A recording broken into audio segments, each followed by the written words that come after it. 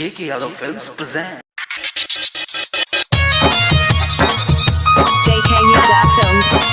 अरे चल हटा टू करे छी बढ़िया गाना लगा। अरे रुक अभी लो प्रिंस प्रिया के नया गाना गर्मी वाला सुपर हिट धमाका अभी सुनावे छियो सुन। हर घर में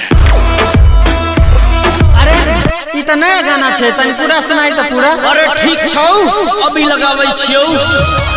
DJ Sumit Satish Rema.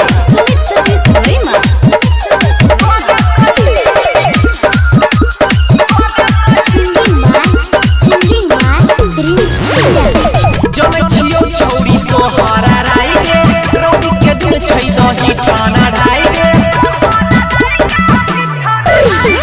जमे छियो छौरी तो हरा राई के रोटी के दिन छै दही खाना ढाई के रख दीजे खाली जोगार तोरा छौरी भेजे तो इंजन सी जगे रख दीजे खाली जोगार तोरा छौरी भेजे तो इंजन सी जगे डाल के ठंडा करे दही सब छौरा के छोई पीरी जगे डाल के ठंडा करे दही सब छौरा के छोई पीरी जगे।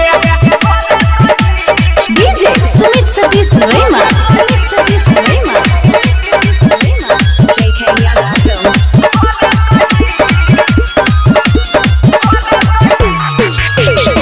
खोजै छियौ जब से सुनले छियौ तोरा बारे सब से यो जीव बुझै तौ हमर बाल संभालै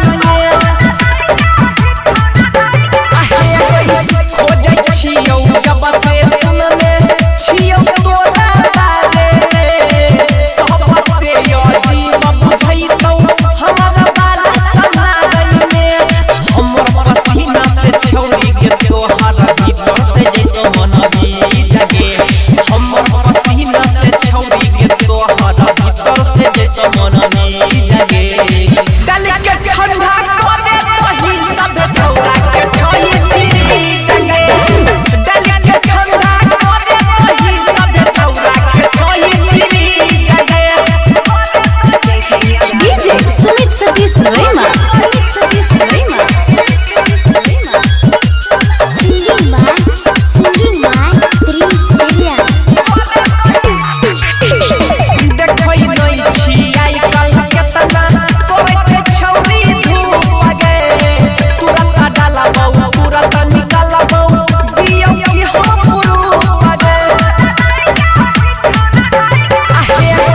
देखै नै छी आई कल केतना करे छै छौरी धूप गे तुरंत डालबौ तुरंत निकालबौ दियौ कि हम पुरूप गे जे यादव और राइटर धीरज देखी के जाय छौरी जगे राइटर धीरज छौरा तीरछवा के करे दही ठंडा जी जगे डाल के ठंडा करे दही सब छौरा के छोई पीरी जगे डाल के ठंडा करे दही सब छौरा के छोई पीरी जगे।